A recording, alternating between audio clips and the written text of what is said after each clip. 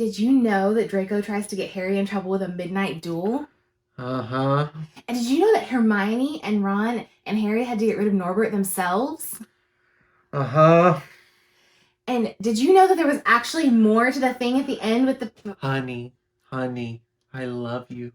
And I love Harry Potter. Mm-hmm. We have literally talked about Harry Potter books all night. Mm-hmm. Can we please talk about something else other than a freaking Harry Potter book? Sure. Thank you. We'll talk about the Harry Potter movies. Ah! Let's start with Harry Potter and the Sorcerer's Stone. I had to ask. Alright, so we thought on our channel we would finally get into some Harry Potter content. I'm surprised it actually took this long because as I am to Batman, I feel like it's either you are to Harry Potter or Lord of the Rings, one of the two. Yeah, that's probably accurate. So today we're going to be talking about Harry Potter and the Sorcerer's Stone or the Philosopher's Stone, depending on which version you watch. We have both. We may have multiple copies of both. Yeah, it's a problem. So this movie is obviously not a new movie. This came out back in 2001. But there's so many great things to talk about with this movie because I think that they did an incredible job with it. And we'll actually come back in a later video and start our Hits and Misses series back up talking about Harry Potter books versus movies. So I won't really be touching on that here. Figure, that's just more Harry Potter content. And then I think the goal is that we're going to do a series here. We're going to review all the movies, including possibly the Fantastic Beasts movies. And then we'll do a rank video after we're done with all that. So I think that's going to be really fun to kind of go throughout all these movies and then kind of end it all with a bang by ranking them all. Yeah, definitely. So I think the first thing you have to talk about with these movies, because I think it's the part that most people think of, is the cast. So it's hard to look at Daniel Radcliffe, Rupert Grint, or Emma Watson without seeing Harry, Ron, and Hermione. And I think that, especially because Chris Columbus actually chose to cast kids who were the correct age, which is pretty rare, it works so well. Yeah, I thought it was really brilliant the way, because they go in the special features, they go into how they went about casting and everything, and who they chose. I mean, it really feels, he just had a good feel for it. I think he was actually the perfect person to start this type of franchise with because he had that experience with like Home Alone and so he had been able to direct kids before. So being able to go into a big tentpole kind of franchise, I think there was not you couldn't have picked a better choice for that, in my opinion. Yeah, and I mean, like I said, all the kids are at their correct age, more or less. I think they're all within a year or so. And so that meant that a lot of these kids were 11 or 12 starting out in this big movie. And I thought it was really interesting in those same special features. It talks about how he approached dealing with a group where he couldn't have much of anybody for more than 6 hours a day, which is a really short schedule for a film that big. And so he would often, and if you notice it when you watch the movie, he would often have multiple cameras, one on each of the main three kids at the same time, filming this takes over and over so that hopefully one of those takes for each kid would work out really well and he could cut it together and make it work.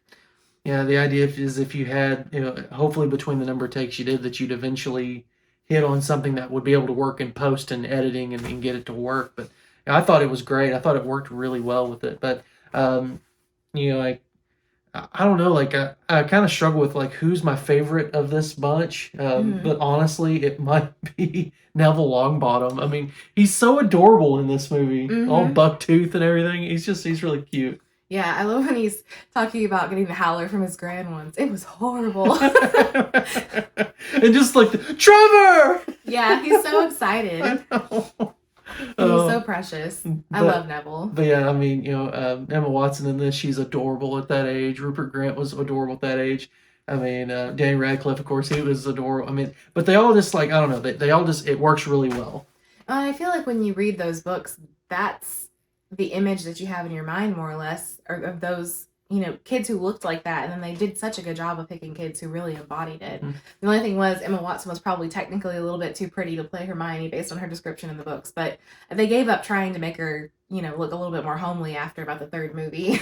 Yeah, I mean, she's a pretty girl, so I mean, you just gotta roll with it. And she was such a cute little girl. Yeah, exactly. So, and I mean, kind of moving on to that, we talked about casting with the kids, but I mean, the adults. Oh yeah. Ooh, I mean, it's like if you had a adult cast like this, you would be thinking like an Oscar level. I mean, because if you told me like Alan Rickman and Richard Harris, and Maggie Smith, Dame Maggie Smith, Warwick Davis, who plays Hagrid.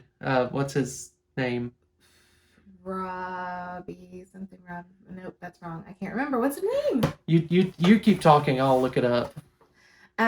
So anyway, IMDb is your friend, by the way. IMDb is your friend. I don't know what we ever did before IMDb except stare at the TV and go, "Was that guy in that thing that one time?" No, you'd be like my dad, like, "Hey, you remember that guy? He did that thing in that one time in that thing?" And like, "No, Dad, I don't know what you're talking about." But so anyway, they had a stellar cast of these really like amazing award-winning actors, and they continue that train as the series goes on, which is pretty incredible. Robbie Coltrane. I knew it was Robbie something. Sorry, I think we should pull your Harry Potter fan card now. Just kidding. Rude. Just kidding. But yeah, I mean, like the cast, I mean, it's just wonderful, and the fact that they all got to do, I mean, they all agreed to do, something like this was really phenomenal. I think it gave this film a lot of gravitas. It really does. Having such good, strong adult actors when they're not the main focus be such, important people. I think Richard Harris as Dumbledore, he's my favorite of the two Dumbledores because to me, he perfectly matched what I felt was right in my mind for the kind of demeanor of Dumbledore overall throughout all of the books. But having said that, when we get to Michael Gambon in Prisoner of Azkaban, he also does a stellar job, just a very different job. And I think that'll be a discussion we have once we kind of get to like the third movie about, which one, because I think just to kind of touch on it real shortly, it's almost like you can't imagine Michael Gambon in these first two movies, and you can't imagine Richard Harris in anything after that. So they definitely kind of matched those tones, I guess, for whatever thing. But I mean, the cast is just spectacular. We have to mention, because anytime you have John Williams doing the score, you have to mention the score. You just think about all the classic theme songs that he did, throughout his whole career, and then what does he do? He comes up on Harry Potter, and I mean, do do do do do do do do do do do do do. I mean, that's every bit as iconic as Star Wars or Superman or Jaws or anything like that. I mean, he's just wonderful. Yeah, he did a great job setting up the series. A lot of great themes that stuck throughout all of the movies, even though the composers switched later on. I think, is it the second or third movie maybe they switched? I think it was the third movie. But we've actually seen 3 of the Harry Potter in concerts at near where we live, and they're amazing to watch and amazing to listen to. And before each one of them, they always play a little featurette about John Williams putting the score together. And so I think it's just really incredible the things that man has done, and especially for these movies as well. Yeah, kind of looking at it, we were fully planning this year on bringing Charlotte to the next one, but thanks 2020. But the good news is, I mean, she'll be, hopefully, we can get past all this, and she'll be a little older and probably be able to fully appreciate it if they continue doing that series. But I mean, yeah, I really hope they do. Yeah, we really definitely want to go to the 4th one. So next up, looking at some kind of criticism, I suppose, is half criticism, half just acknowledgments of things. I mean, this was 2001. There's some pretty questionable special effects in a few spots. I would say most notably whenever they're trying to recreate people with CGI, which was a problem in general at the time. It was not specific to this movie, but most movies didn't necessarily require that you try to recreate an actual human doing things, where this one did. And so the Quidditch scenes are pretty questionable. Neville falling from his broom when they're having their first flying lesson is kind of questionable, and Voldemort's head on the back of Professor Quirrell is and he doesn't even look right, so that was frustrating. Yeah, there's some questionable stuff. I think it's the same thing as I said in my review of Batman 1989. I mean, you just have to remember the time period.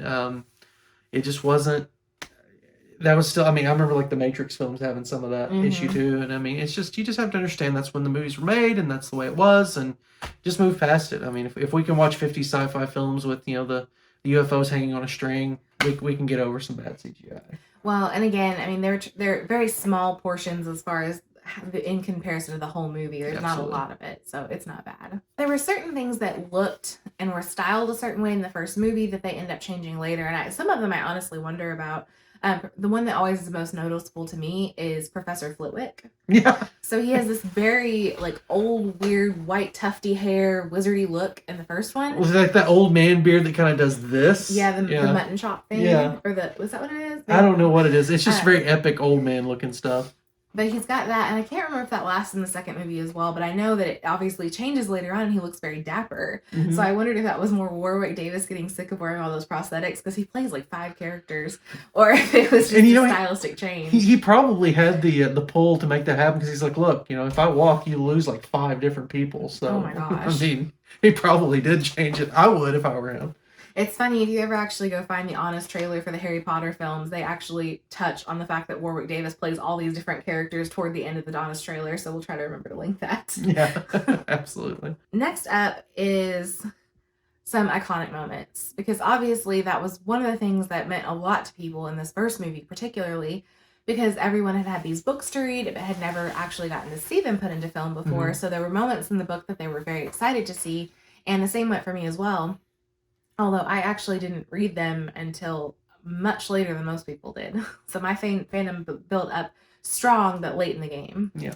And I will say, like, a lot of these, kind of looking at this, whenever we went to see the Harry Potter in concert, I think these were kind of the moments where it was just like, those were the biggest reactions from the audience as we were watching that. And so it really makes sense that they, really were kind of the iconic moments, especially with the first movie really setting everything in motion. Right, and so you have to start right at the beginning. So the first thing that we see is Professor McGonagall in her cat form. She's watching out on Privet Drive. Dumbledore comes in with his deluminator, takes out all the lights on the street, and then she transforms herself, and they start having this discussion. And that was such an iconic moment. And then, of course, Hagrid comes down in the motorcycle with Harry, and it's the big moment of the music building, and it's definitely really touching the first time you see it. Mm-hmm. And it really just kind of, it sets the tone so perfectly for everything else that is to follow. And I mean, yeah, it's such a perfect opener. And as much as I despise them, I actually think they really nailed the Dursleys and how all of those scenes went in this movie. The Dursleys, yeah, they're awful, but the people who played them did exceptionally well, and I think that they wrote those scenes exceptionally well too, to really communicate the things they wanted to get across. And of course, I think probably one of the more quoted lines in the entire series is next, which is, "You're a wizard, Harry!" Mm-hmm. I remember that whole thing was going around online a couple of years ago, where if you start this movie at this time, when it hits New Year's, it'll say, "You're a wizard, Harry." But I mean, just the way that Hagrid, I mean, we've already been introduced to Hagrid by this point, but I feel like this is like his real introduction into his whole personality and everything. And when he slams down that door and, "Sorry about that," like, you expect him, like, he's almost like this intimidating force, and then just the way he delivers that line, it's like instant levity. Well, I always love when Uncle Vernon tries to get after him with the shotgun, and he just goes, "Dry up, Dursley, you great prune," and just bends it. Oh, Hagrid is just amazing. Played by Robbie Coltrane. Yes.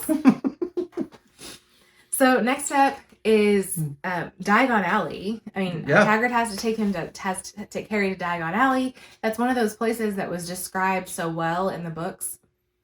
And when you get to the movie, that's something you really want to see, and I think it definitely delivers. You get a very rich, big set with lots of detail that you get to explore over several movies. So it's pretty cool. Yeah, that's such a wonderful set, and feels so dense, and like it doesn't feel like a set. It does feel like its own little world. It really does. It definitely feels like you could really walk through a wall somewhere and find that hidden behind, plain old London. And of course, the sorting hat scene is always great. I mean, just because it gives me a chance to try out my Gryffindor. It's always so loud. I don't know if I'm necessarily good at voices and impressions, but I feel like I can do like one word of like I feel like I'm pretty good at the Draco and Malfoy, like the Potter like thing, and I feel like I'm very good at the Gryffindor. So that's all I bring to this, really. So it's all good. So the other thing we kind of skipped over there was the boat ride into Hogwarts. Oh yeah, the boat ride. You get the first shot of the castle, which is funny because it changes quite a lot later. the castle itself does. As they kind of find different things that they need for different parts of the story, the castle sort of grows and changes and all of that, which is pretty interesting. But I still think that first movie, that's the iconic shot. That's the piece of Hogwarts everybody remembers. I mean, it's everything. It goes from like you see them in the boat or in the boats, and then it just as they come up with the camera, and you start to see the castle, and then the score comes up, and I mean, it's just you know you love these movies. I like these movies, but that moment, I still get chill bumps. It's very well done. Oh, and one moment I didn't even think about until this moment. It was when Harry first meets the Weasleys. That always just warms my heart. I love the Weasleys. Oh yeah, that's. I mean, he finds his family basically. He does. So next up, this one we're skipping quite a bit into the movie this time, but when you get to the end scene, well, I guess supposedly the kind of climactic scene where they're going through all of the obstacles to reach the Sorcerer's Stone before they assume it's Snape, but turns out to be Quirrell. They have the big game of Wizard's Chess that Ron is playing, and that is such a good scene. Mm-hmm. They did a great job of making the Wizard's Chess set look really cool, and it's very believable watching all of these things, fight each other and then kind of explode into all these pieces. And I always notice when Rupert Grint falls to the floor there's actually a piece of debris that hits him in the face, and then there's like a ding right there on his face. I don't know if that was on purpose or on accident. I'm not sure, but I mean, you kind of talk about how cool it looks. I mean, we kind of talked about how the CGI in this is in certain spots, but I feel like the effects work on that was very well done. It looked really great, and to me that is almost the climax, because kind of everything after that is kind of the discovery that it's Quirrell and not Snape, and that Voldemort is on the back of his head and everything, and like that part's cool, but like to me like that it didn't feel like as high stakes as what was going on during the Wizard Chess scene. I think because all three of them are kind of in mortal peril during that Wizard Chess scene, and then by the end it's Harry, but Harry, the fight on that one, I suppose, is so short because he finds out that his touch will take Quirrell out, and so it doesn't take very long for that to be over with, really. Yeah. So one thing just in general in this movie that I think is really wonderful, and it applies both to just this movie as one thing itself, and then also this for the series, but I love how, and I suppose really this is more due to the original story writing than anything, but I think they do it really well for the movie, and that's how they set things up and put in these little details or these things that are going on that somehow matter later. Going back to the Wizard's Chess, Ron teaches Harry to play Wizard's Chess. They're playing at Christmas time.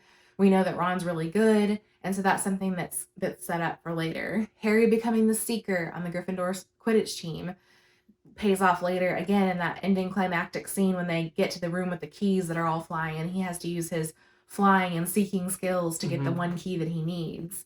And, all of these things that, Hermione knows how to do just kind of seem to pop into place at the right moments.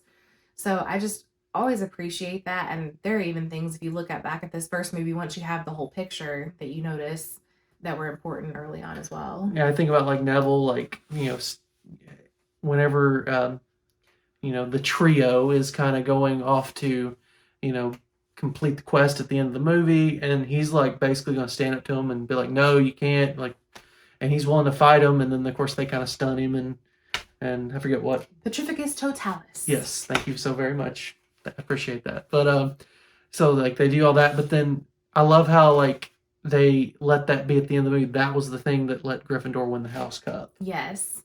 Well, and the funny thing was, and there's no way to communicate this properly in the movie, so this is a little tidbit from the book, but apparently that was the first house points that Neville had ever earned. So, like, the ones he got to earn is what won the House Cup. And that's just so great, because I think Neville, he's outside of the big three, I think he's definitely my favorite after all of them, because he's so wonderful. Neville and Luna. Yeah, Luna's pretty cool too, but that's later. We've got a while for her, but she's awesome. Obviously, I adore these movies. And when we do a ranked video, I'll talk more specifically about how this fits into how I feel about it compared to the other movies. But for now, I'll just say that I love this. It was such a lovely entry into the realm of Harry Potter, and as the first one, it really sets everything up well to have the rest of them succeed, because everything was put into place perfectly, I think. So I hope you enjoyed this video, and we will be back soon with another review of another Harry Potter movie, and additionally, a return of our Hits and Misses series, so you can see how I compare the books to the movies. Yeah, we just appreciate everybody. Appreciate all the all. I mean, we've seen an uptick in views here recently. Yeah, I a mean, lot. our subscriptions are looking great. We just appreciate all of the people who have watched our videos, subscribed to our channel, commented, liked, all that stuff. Just greatly appreciate it. If you want to subscribe to our channel, please do. We're just two nerds on one channel talking about the nerdy things we love and why we love them. Also, please feel free to follow us on Instagram, Twitter, and Facebook. We're always posting content there daily, so hey, we appreciate you guys. And until next time, you guys have a great, safe rest of the day. Bye! Bye.